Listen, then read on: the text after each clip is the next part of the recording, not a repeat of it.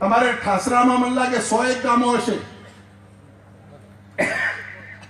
દર વર્ષે આ 5 લાખ લોકો નોકરી આપે છે ગાંધીનગર બેઠા એમાં. તો તમારા એક એક ઘરમાં, એક એક ગામમાં 10 પોલીસ વાળા હશે, 10 તલાટી હશે, 4-5 ગામ હશે, એક મામલતદાર હશે, 2-3 સબ ઇન્સ્પેક્ટર હશે. તો 10 જણા જેના ઘરમાં નોકરી મળી એ સ્ટેજ ઉપર આવો તો હું સાલ ઉઠાડીને સન્માન કરું. જો હવે ખોટું ના બોલો. તમારે ત્યાં નોકરી કોઈ મળી છે કે નહીં? ભાઈ આ બાજુ તું બરાબર જો હાથ ઊંચા કરી કહો. કોઈને નોકરી નથી મળી. તો તમારી નોકરી લઈ જાય છે કોણ?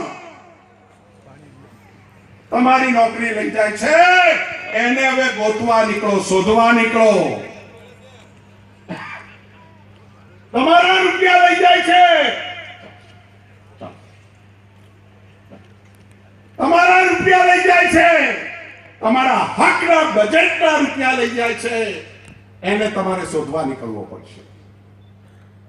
મેં તમને કહ્યું ને આ મુદ્દા જ જુદા છે. મારે હું જ્યાં જઉં ત્યાં હું એક સવાલ પૂછું કે ભાઈ કોઈ મુદ્દા નથી ચાલતા અને હિન્દુ મુસલમાનનો મુદ્દો ચૂંટણીમાં ઉપાડે છે અને આપણને નુકસાન થાય છે. એનું કારણ શું? વાત સાચી? શું કારણ? એ મુદ્દાનું કારણ શોધો કોંગ્રેસ જનો. એ મુદ્દાને બરાબર ઓળખો. પાકિસ્તાનમાં ફટાકડા ફૂટશે જો રામસિંહભાઈ જીત્યા તો. ભાષણ કર્યું હતું રામસિંહભાઈ આવું? તમને પૂછું છું, સરપંચ કેટલા બેઠા હતા? પૂછો કરો ભાઈ. તમારા ગામમાં તમે જીત્યા હતા, તમારા ગામમાં ફટાકડા ફૂટ્યા હતા કે નડિયાદ ફૂટ્યા હતા? રામસિંહભાઈ જીત્યા તો ઠાસરા ફટાકડા ફૂટ્યા હતા કે વડોદરામાં? બોલતા નથી. ઠાસરા.